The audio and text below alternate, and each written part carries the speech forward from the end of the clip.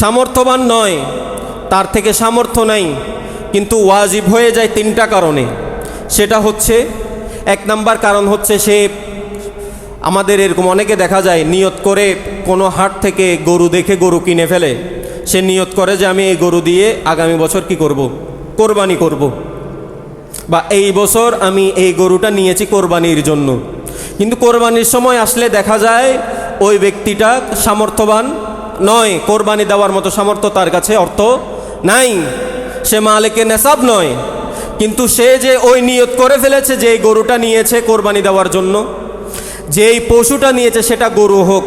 কোরবানির পশু কি কি? কোরবানির পশু হচ্ছে ছাগল, ভেড়া, দুম্বা, যেগুলোর বয়স কমপক্ষে কয় বছর হতে হবে? 1 বছর। কয় বছর? 1 বছর। এবং গরু, মহিষ, এগুলো দিয়ে কোরবানি করা যাবে। এগুলো কোরবানির পশু। গরু এবং মহিষের ক্ষেত্রে কমপক্ষে কয় বছর হতে হবে? 2 বছর হতে হবে। উটের ক্ষেত্রে কমপক্ষে কয় বছর? 5 বছর হতে হবে। এর কম বয়সের পশু দিয়ে যদি কি করা হয়, কোরবানি করা হয়, সেই কোরবানি বৈধ হবে না। তবে সেই ক্ষেত্রে আরও একটা মাসালা জেনে রাখতে হবে। অনেক সময় কিছু কিছু ছাগল দেখা যায় যে বেশি হৃষ্টপুষ্ট হয়ে যায় খুব দ্রুত, 8 মাস অথবা 10 মাস বয়স, কিন্তু 1 বছরের পালের সাথে যদি ওই ছাগলকে ছেড়ে দেওয়া হয়, তাইলে ওই ছাগল কি 1 বছর নাকি 6 মাস, 8 মাস, সেটা বুঝার কি থাকে না, উপায় থাকে না। মনে হয় যে এটা 1 বছর থেকেও বেশি এটার বয়স। এরকম ছাগল দিয়ে আপনি কি করতে পারবেন? কোরবানি করতে পারবেন।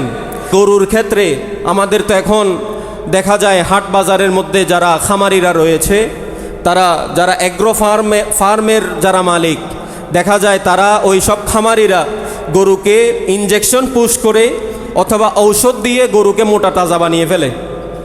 মোটা তাজা বানালেও কিন্তু আমাদের সমাজের অনেক মুরব্বীরা আছে যারা গরু দেখলে বুঝে যায় কোনটা মেডিসিন দিয়ে হৃষ্টপুষ্ট করেছে, কোনটার বয়স কতটুকু।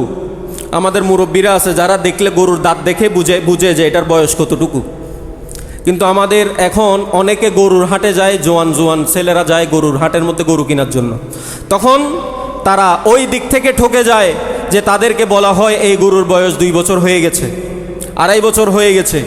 কিন্তু পরে আনার পরে যেটাকে যাচাই বাছাই করে দেখা যায় সেটাকে ঔষধ অথবা মেডিসিন পুশ অথবা ইনজেকশন পুশ করে ওই গরুকে 2 বছরের মতো কি করে দেওয়া হয়েছে, হৃষ্টপুষ্ট করে দেওয়া হয়েছে। সেই গরু দিয়ে কোরবানি করলে কোরবানি জায়েজ হবে না।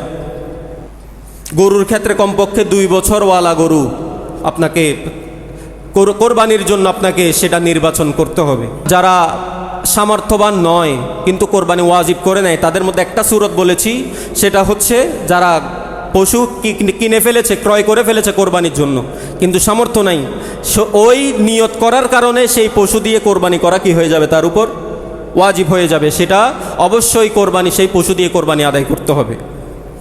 এরপরে 2 নাম্বার হচ্ছে, কোনো ব্যক্তি যদি মান্যত করে, কি করে? মান্যত করে যে আমি এই বছর মান্যত করেছি যে আমার ব্যবসার মধ্যে যদি এরকম লাভবান হয়, বা এরকম কোনো একটা মান্যত করেছেন কোনো কারণে